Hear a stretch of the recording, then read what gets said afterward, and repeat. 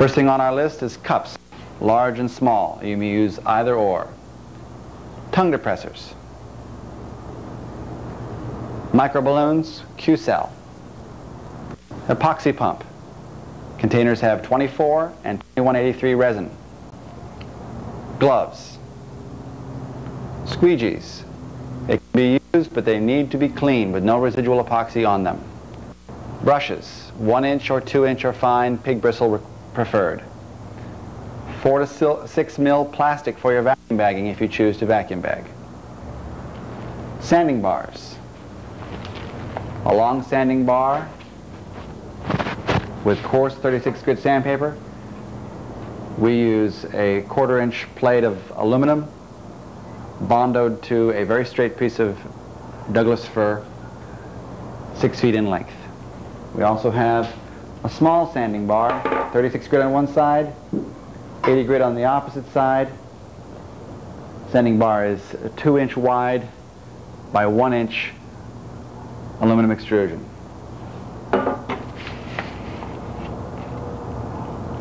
Sand down templates for your winglets. Phillips screwdriver. To be precise, 21 2.5 inch coarse drywall screws. Bag seal tape. The foam cores, left and right. Glass, uni and bid. See on top of the foam cores. Perforated Tedlar, used in the bagging process. Bleeder, which is an absorbent material we call baby blanket. Dacron peel ply, which comes in a roll, large sheet. We use a satin material, not the polished. A mask, and a vacuum pump. Vacuum pump's to your left, Sergio. The vacuum pump are a number of different types. You will need to have a vacuum gauge on a T-fitting close to your work so you can regulate the pressure at the bag. Well, we hope you've received these in your package. These are your foam cores. These are the sections that we refer to as your flashing. This is the lower end. We're going to put your sand down templates on the ends. They are held in place by the previously mentioned drywall screws. You can thread them in just using your fingers. And they are match drilled to the same holes that we use for doing our hot wiring. They should center your core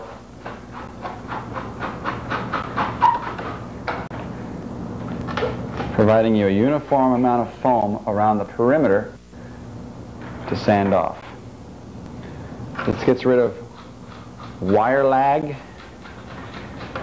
wire burn down, especially in this particular core. It's that section of the airplane that you have the greatest difference between your inboard end, your large end, and your small end.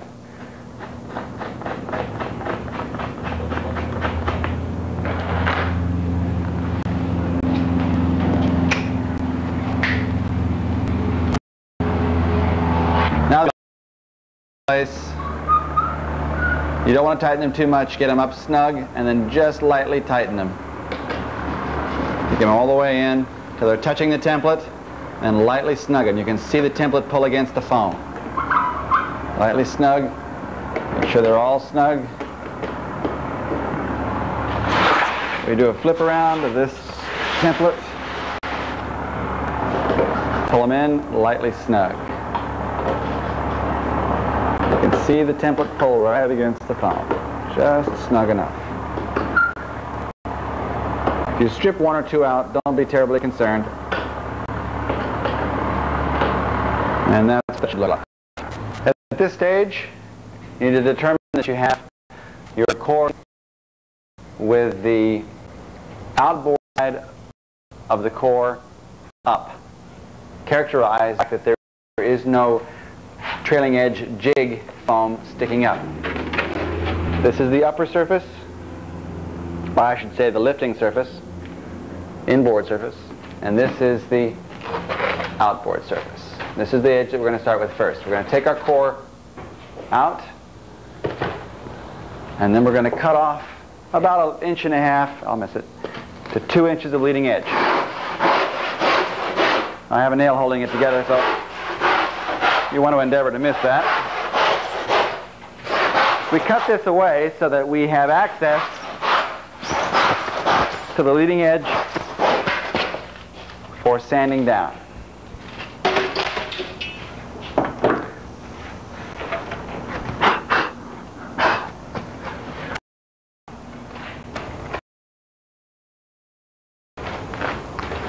Place the cores back inside, put it on a solid sanding bar. You may notice wire burn down marks on the cores. These correspond to what we call the talking numbers on the idea is when I start at the front on one end, the person on the other end starts in the same place. When he's 50% done with his cut, I'm 50% done with my cut. When I reach the end, he reaches the end. We'll sand down these cores exactly as wired.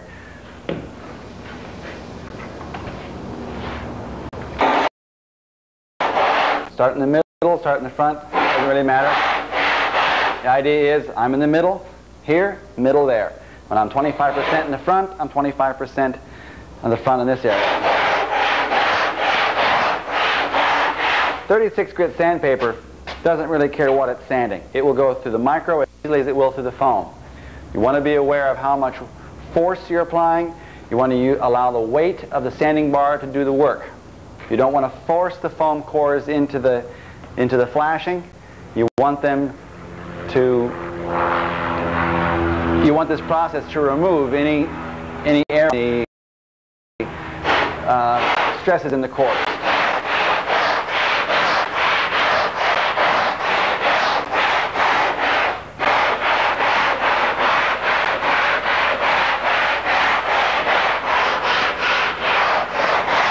Inherent in this whole process is the simple and obvious fact that this is twice as much area as on the other end. So if I spend the same amount of time on that end as I do on this end, I'll get to my template far sooner on that side. So I will attempt to reduce the amount of force on that end so that I don't get to those templates first. We've driven a few nails into this already, and we're going to drive in one more here. This will help keep your wing around as you go through the sand. Back in the jig. As I mentioned before, we want to make sure that the effect of being in this area twice as long as in this area with half the surface area doesn't end up wearing the foam down way too early and ending up riding on that template before you end up on this. We sand down until we're just about touching the template, then we remove the sandpaper on this end.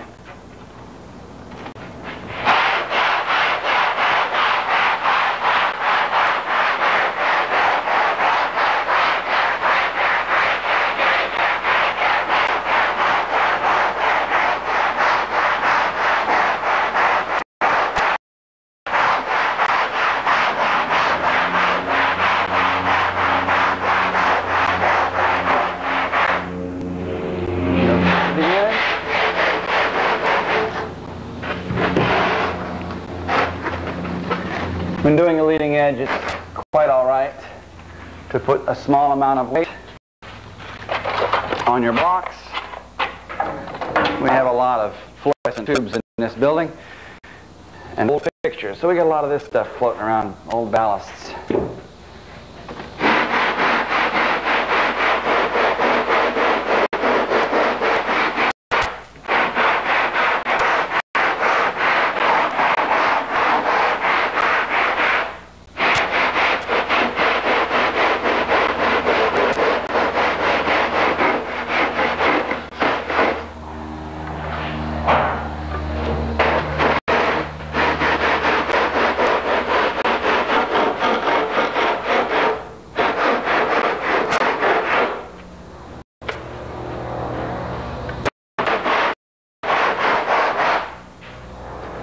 Once you've done the leading edge, get rid of your weights.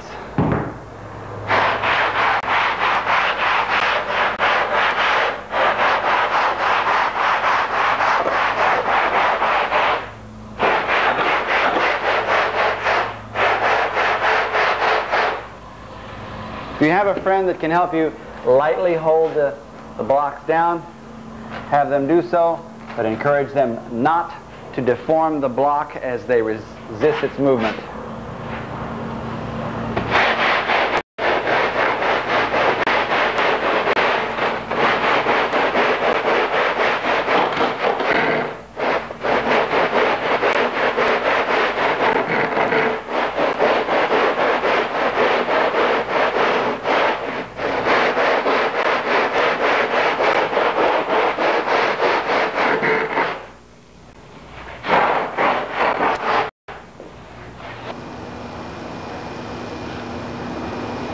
We've completed most of our sanding.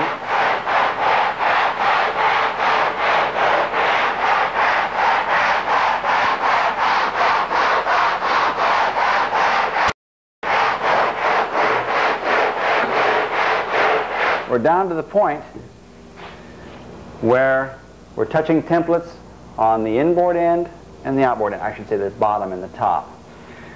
If you can see the area from just about the middle of this. This has been sanded, this has been sanded, but the middle is just barely missing the sandpaper. The micro, you can tell, has been sanded right up to this area. It's been touched here. This is not of any great concern, providing you can establish by the use of a straight edge that from template to template we have a very, very straight line with no voids. Now we go to the middle of the cord, this end and this end. Would you get in the middle, Sergio, please? And there's no gaps. Sergio, can you look at it from the front, from here? No gaps in the middle. And then we go right to the leading edge where it looks as though no sanding is occurring. And we can still see there isn't a 64th of an inch between the two, in spite of the fact that the micro in this area appears to not have been sanded much for an area about that long. We'll lightly touch that down with some 80 grit sandpaper. Now I haven't shown this before, so if Sergio, will you please show this, take this. This is adhesive backed 80 grit sandpaper and a rubber block. Attach the bottom.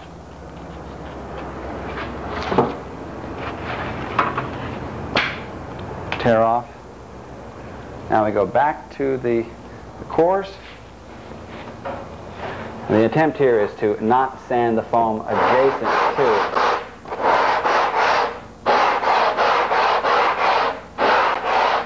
We just want to take the tops of the micro off so we don't have a bump in the glass.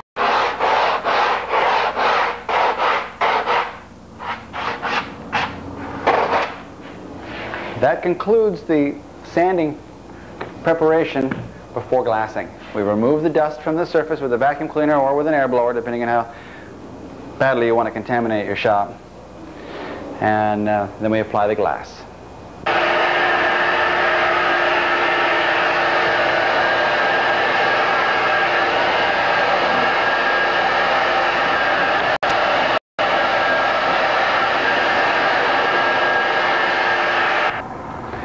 The templates have been removed from the ends, and we have laid out the grain orientation and the placement of the plies. First thing we do, take a straight edge, place it at the leading edge forward to the trailing edge rear, and mark. Second, trailing edge upper, rear, to leading edge lower, mark. We mark one, then we put a line down the middle of the core, representing half the cord length up above, half the cord length approximately down below. Precision here is not important.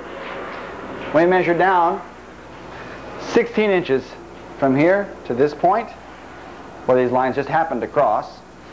Draw a line that's parallel to the upper surface.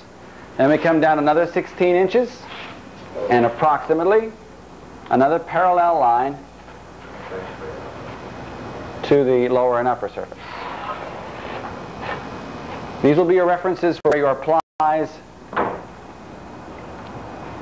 run to. The first ply of unidirectional will go to this line. I should say that this line represents the grain orientation. It'll cross entirely. You'll be able to see the black line through your cloth. Your second ply, the grain orientation will parallel this line. The third ply will be unidirectional that follows this line and will run to this point where it gets trimmed off.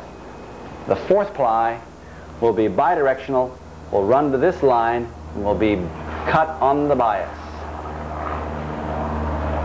Followed by a layer of peel ply, which will be the dacron, followed by a layer of perforated mylar, followed by the baby blanket, or what we call bleeder. We just mixed up 5 shots of epoxy and mixed it to a slurry.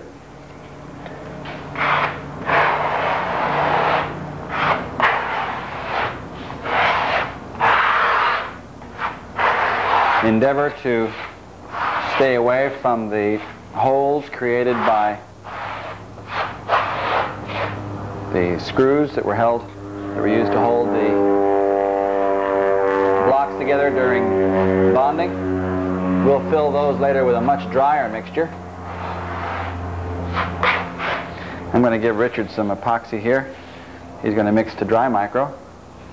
I should do him.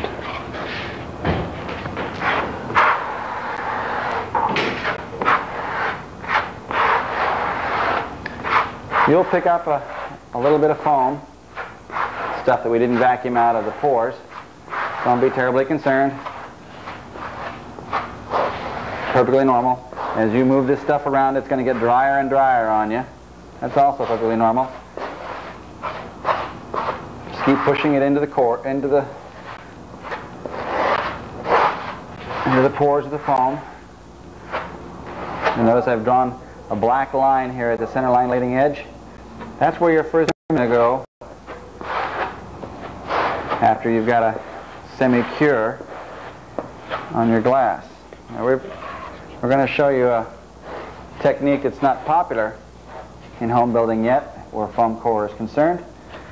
We're going to actually vacuum bag your winglets, and we're going to encourage you to do the same. This is the furthest aft portion of the aircraft and can have a profound effect on CG.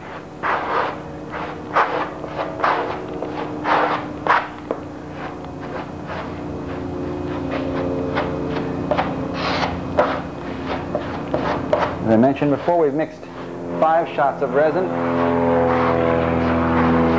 and we're not going to have quite enough to do this, so you might want to mix up another.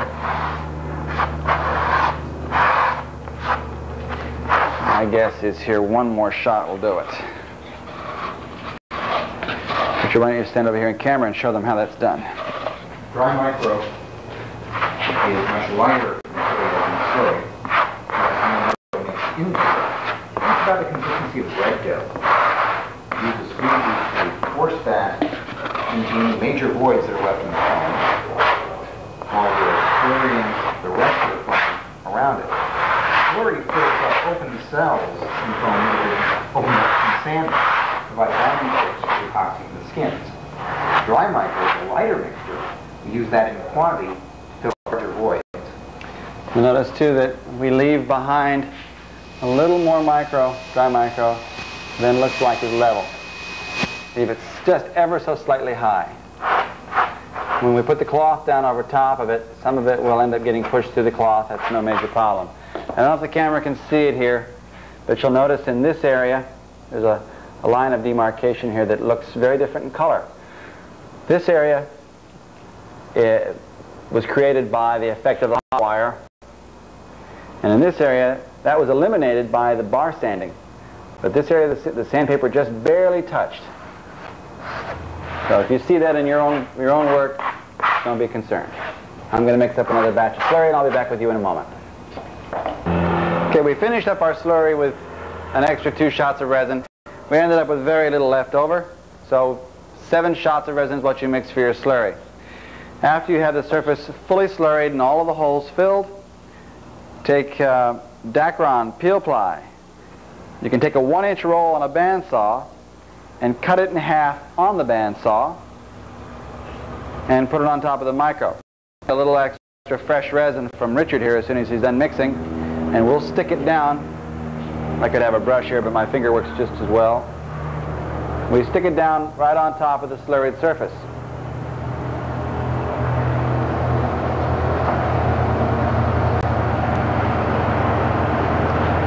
Take that, Richard. Take it, please. Hold it down flat. Don't pull on it. We're going to wet it down completely.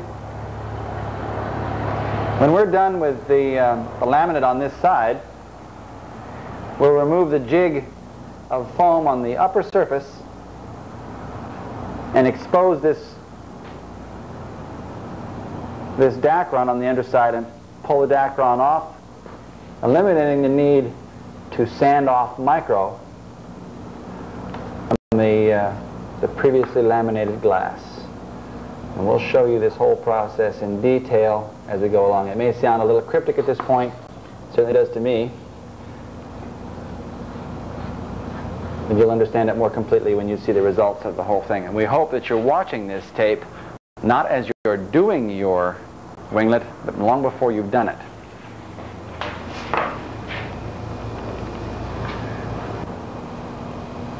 What we've done here for you is a process that's not called out anywhere in the Rutan method, but something that we've used before, something that we do on the trailing edge, as I just described with the peel ply underneath the laminate. Is we're going to peel ply the area on either side of where your rudder cutout is. The rudder cutout, you measure forward 8 inches along the bottom, you measure up 41 3/4 and over 4 1/2. This line will parallel your butt line on the upper surface. It's 4 1/4 wide, 8 inches wide, 41 3/4 in length. Now what we're going to do is we're going to take peel ply that is 1 1/2 inches wide, and we're going to place it equidistant over this line. I'm going to find a pair of scissors here, snip this off, and as we did on the other operation, hand me a brush please. You got one over there? I've got it here. We're going to do a quick brush of resin right over top of the mark so we can get the tape to stick down. Those of you that know anything about composites might say, my God, the extra resin. This extra resin is going to get sucked off when we do the vacuum bagging, as well as going to get pulled off when the peel ply is removed. We're centering this tape right over the mark. This should be slightly above the, oh, we can just peel that off. We'll just peel that off. We'll wet this out.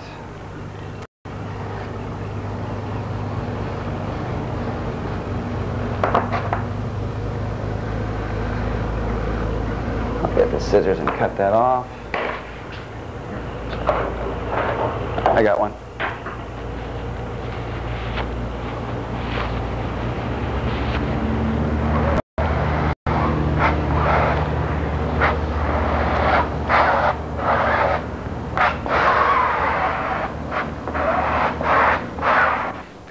We have finished the application of our Dacron tapes, and now the application of glass cloth. It really doesn't matter whether we go down this grain orientation, this grain line first, or this grain line.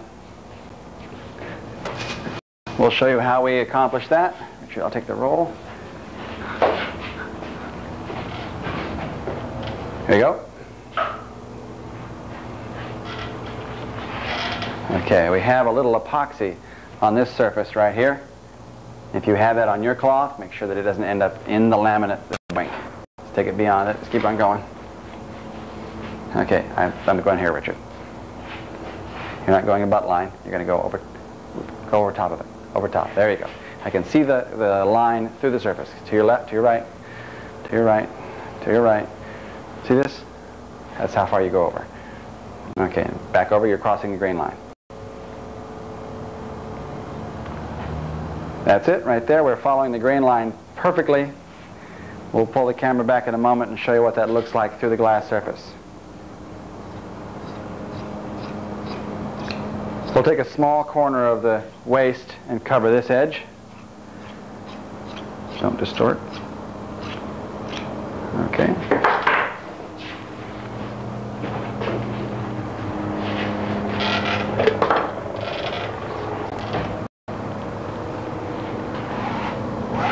Can you see the line through here, Richard? You can plainly see the line underneath paralleling exactly the grain line of the cloth. I'm going to squeegee this down just a little bit, following the grain orientation. Richard, would you get that, please?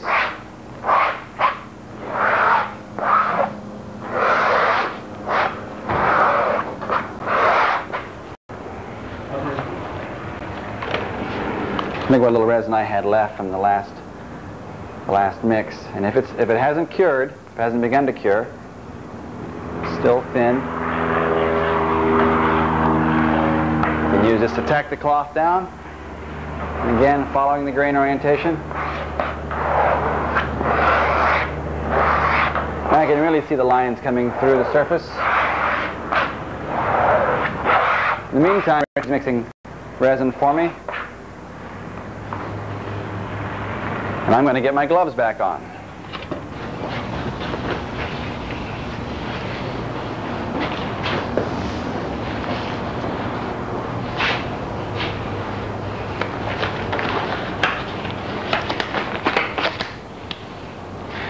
Also a pretty good idea to remove all your jewelry, watches and such, for the laminates if you care to keep them for any length of time.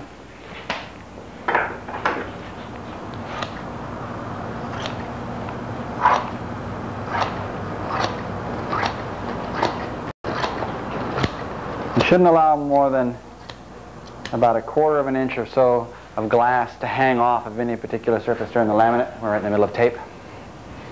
All right, more resin. Place it somewhere along the middle of your core. If you're moving resin, you don't have to worry so much about grain orientation. But once you're beginning to push resin into the cloth, go with the grain orientation.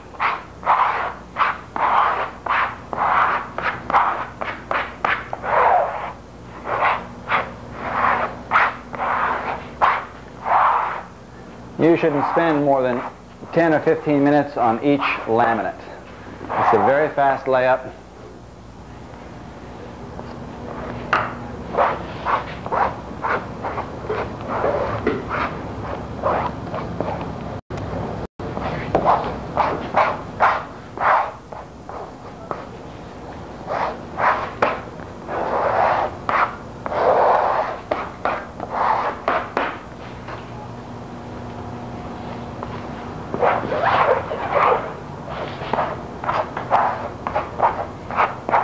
You can leave a little resin behind on this laminate.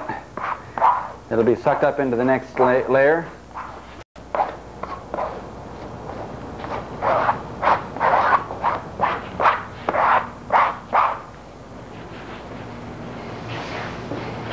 How many shots of resin was this, Richard? 7. That's just about right for the first layer. If this is 2183, you can mix up a small amount more than you actually need for laminate because the pot life is so much higher than 2183 or 2184. But try not to work with any more than you absolutely need for a layup if it's not 2187. Or 7, mix me 3 more. That'll be more than we need, but it'll give us something for the next layer. We're going to cut this off just below the leading edge center line. You can use your core as a guide. I'm about a 1/2 inch below it.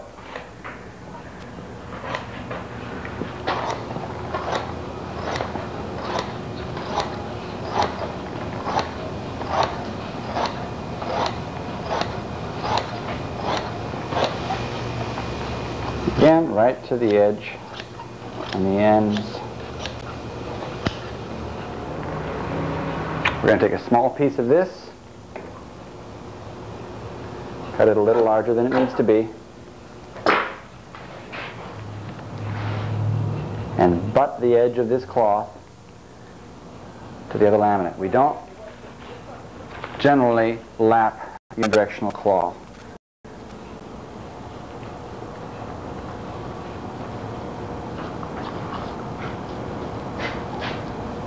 Thank you, Richard.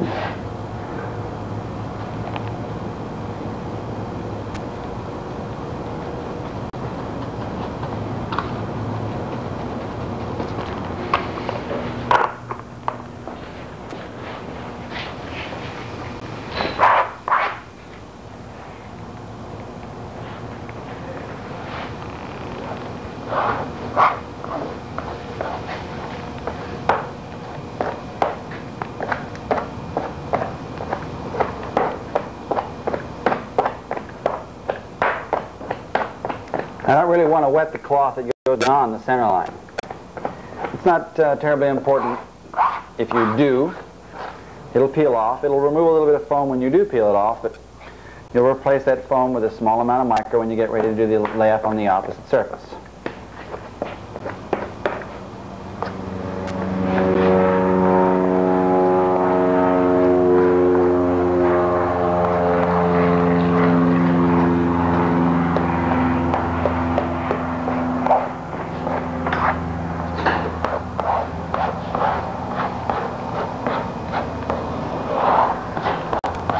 You may go ahead and trim that trailing edge off, please.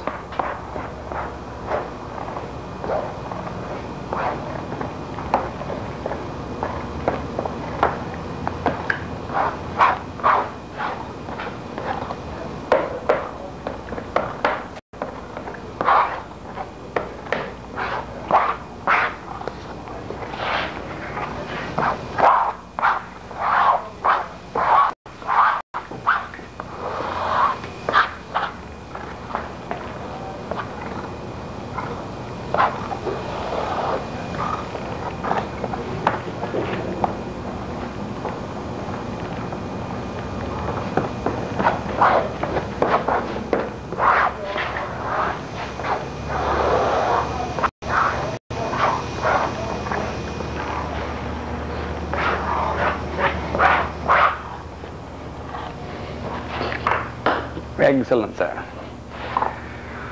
Okay, next sequence. Take a small scrap of cloth, clean the resin off of your hands.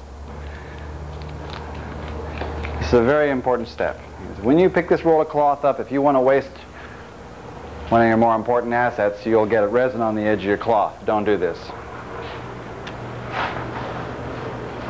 Okay, we're going to switch to the opposite side. We're going to try and cover this whole thing in one shot. Get a look at your grain orientation. Can you see it, Richard? Okay, there you go. Good. Layer down. That's pretty close. We've got the whole thing covered. Give me a snip on this side, Richard.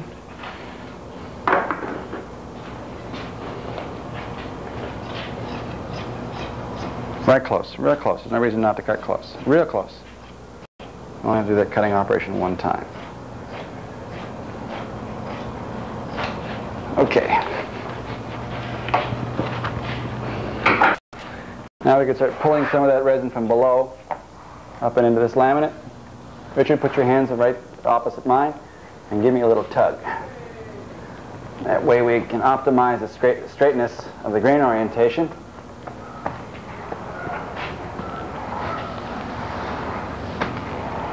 The strength of your laminate has a great deal to do with the straightness of that laminate.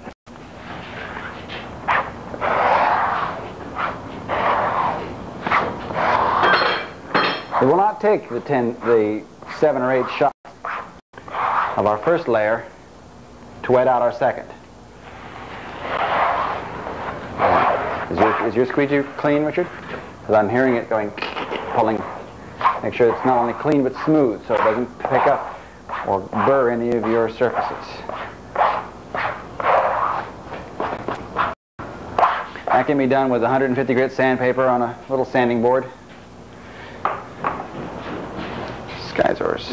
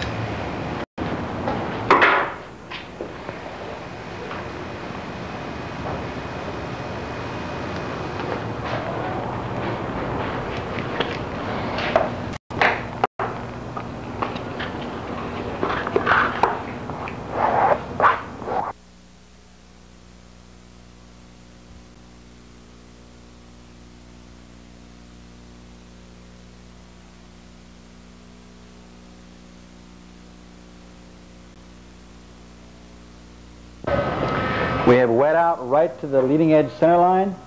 We have a piece of masking tape protecting the lower portion. After this cures, we'll take a razor blade and cut right down the center line of this leading edge to remove this flashing, and we'll lightly sand from where we do our cut back about a ½ inch to taper where the glass meets where we cut it free, so that when we lap from the bottom side onto the surface, we don't have a bump here.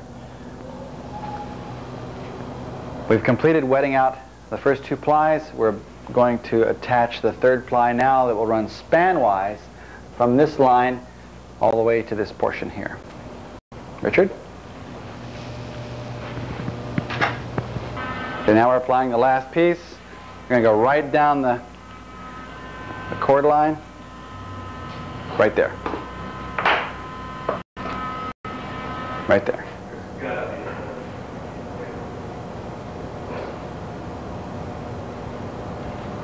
Okay, cut.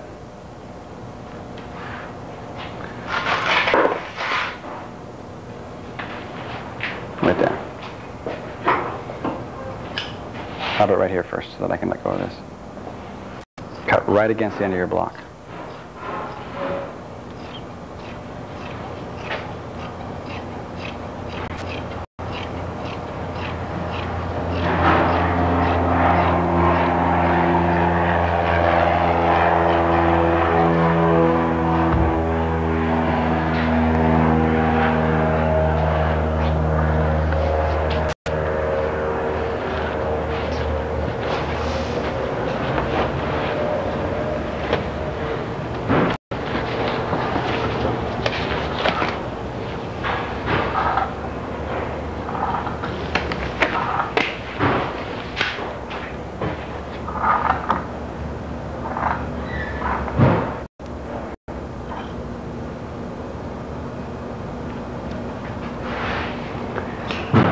And we'll come back to this in a moment after we've started doing some wet out.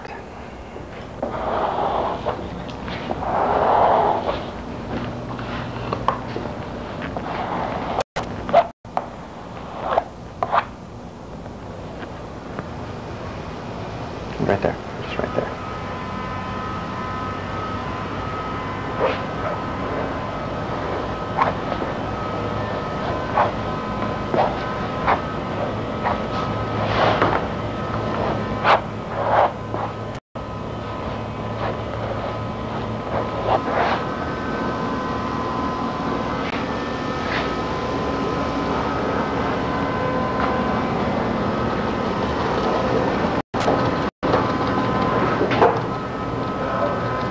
The last ply that goes on this is Bi-Directional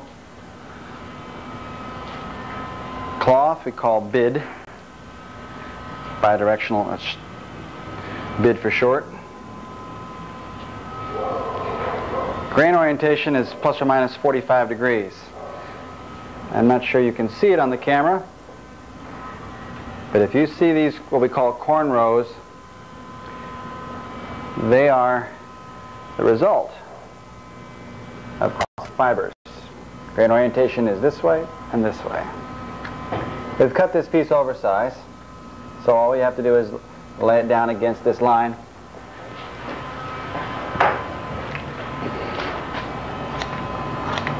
The precise dimension for this cloth is called out in your written section of the plans. And we'll trim same way we trimmed for all the laminates, and we'll be back with you in a moment. Grain orientation is no longer this long direction.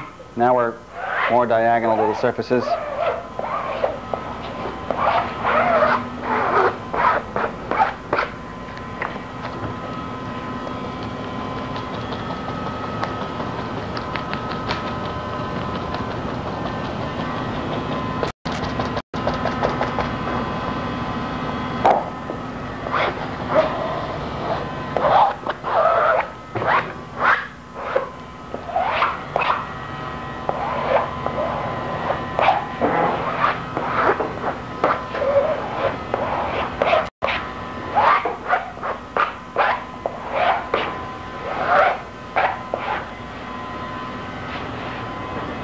This is Dacron. This is satin Dacron.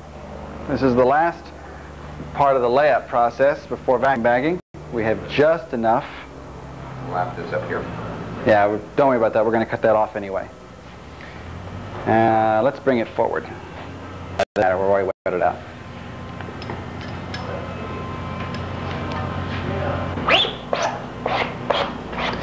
This doesn't have to be wet out. All we're doing is getting it to tack down so it doesn't move around.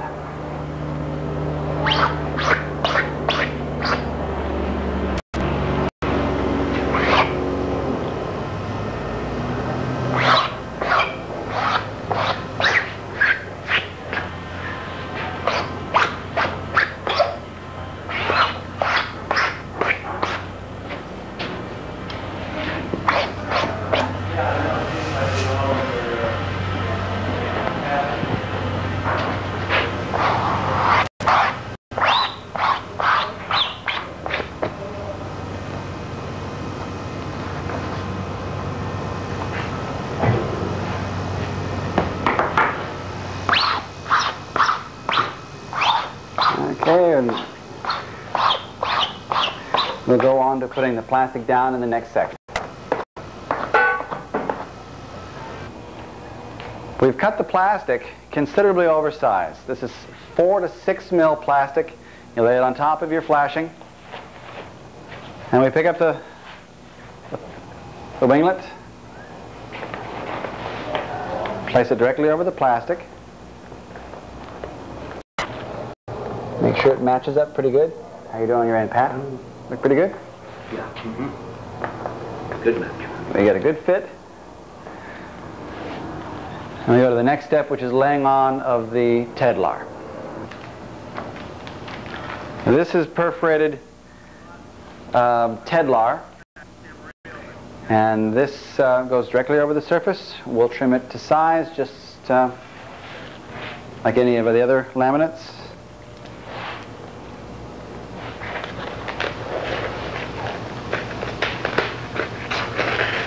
Not a critical feature. Just going to make sure that it is larger than your laminate.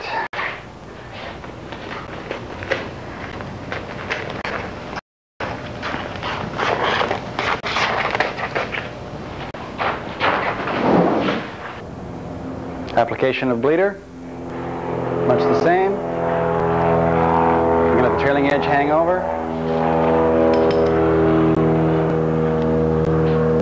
Cut it slightly oversized.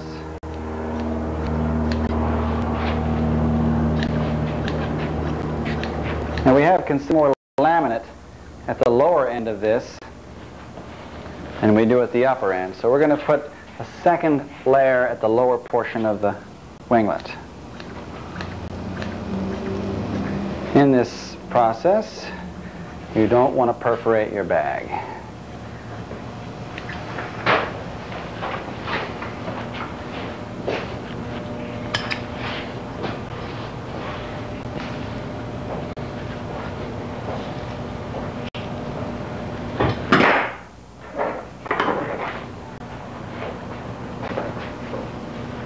About right here.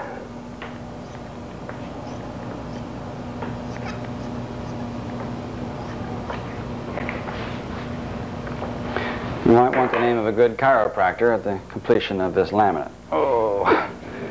Okay, next thing is bag seal tape. Bag seal tape, best applied with your gloves off, your hands clean. Bag seal tape is the next application. It's rather tacky. Avoid folds. Here.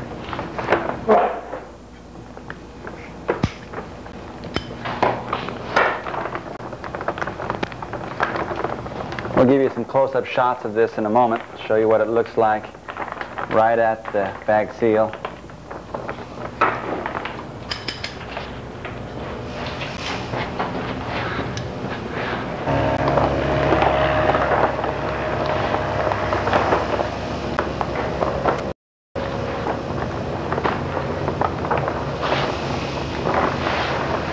We just caught beyond that other portion over there.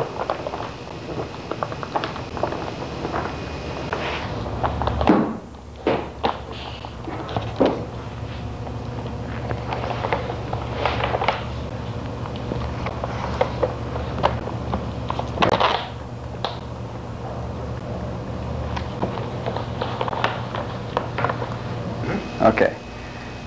Now that we've got our vacuum line, I want you folks to ignore this fitting. Just imagine that you've got a hose and you're going to wrap it with this tape. We've got a bundle of tape on here already to seal this area. You can wrap it down here. Now I place this inside some of our bleeder. The bag is going to collapse. And we want to be able to transfer the vacuum from one area to another. I'm going to seal this down like so. Attach it in place. Hand me a weight, Richard, please.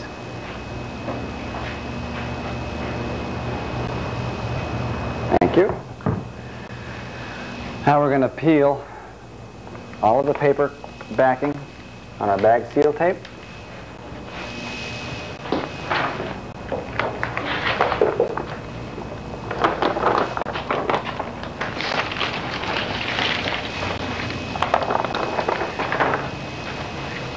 Pat, give me a hand, please.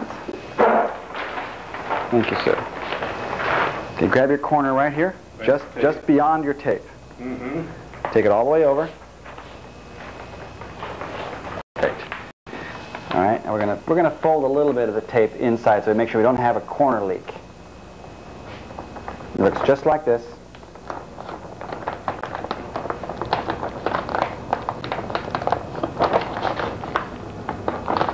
We're literally making an envelope, a sealed envelope.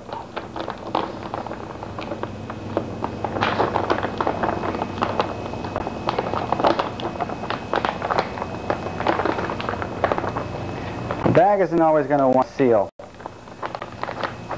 for you immediately as you do it. Not a big concern. Getting this corner is very important. Pulling it tight all the way into that crevice, that corner, and moving on from there. A lot of this you've got to do by feel. I get the sneaking suspicion that if I complete this, I'm going to paint myself into a corner on the other side of the bag. So I'm going to let that go for a little bit. I'm going to go to the other side, and I'm going to finish it up. Our vacuum pump is set to pull 13 inches.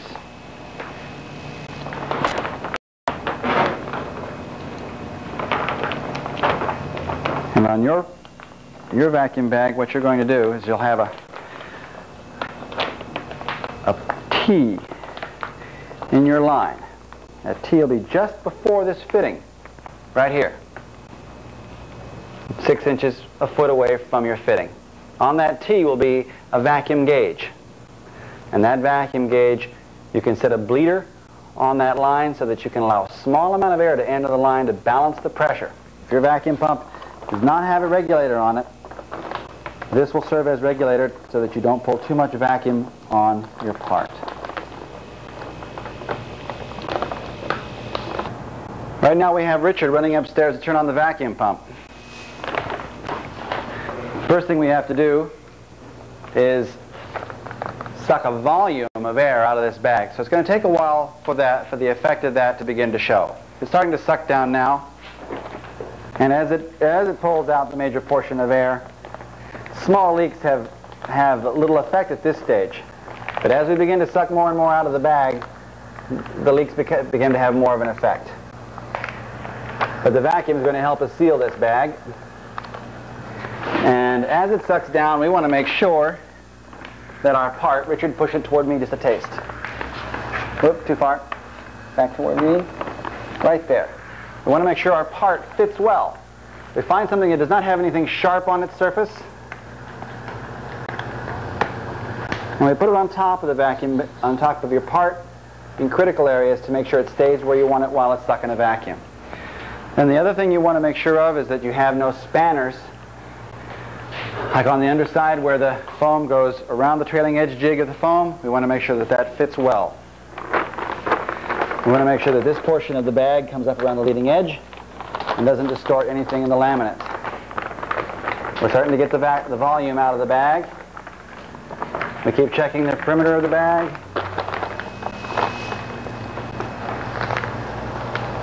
Right here. Right there. Yeah, we're going to have much more success here as soon as we get some more vacuum on the bag.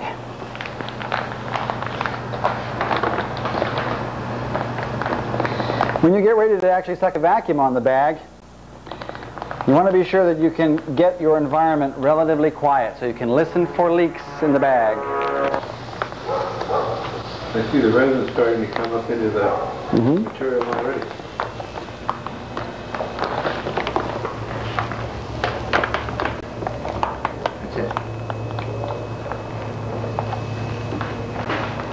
Now you can see the effect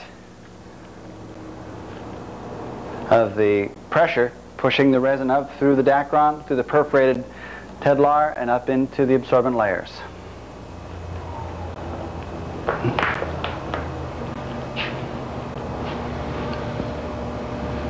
We'll talk to you later when it's time to pull the part out of the bag and do the final trim.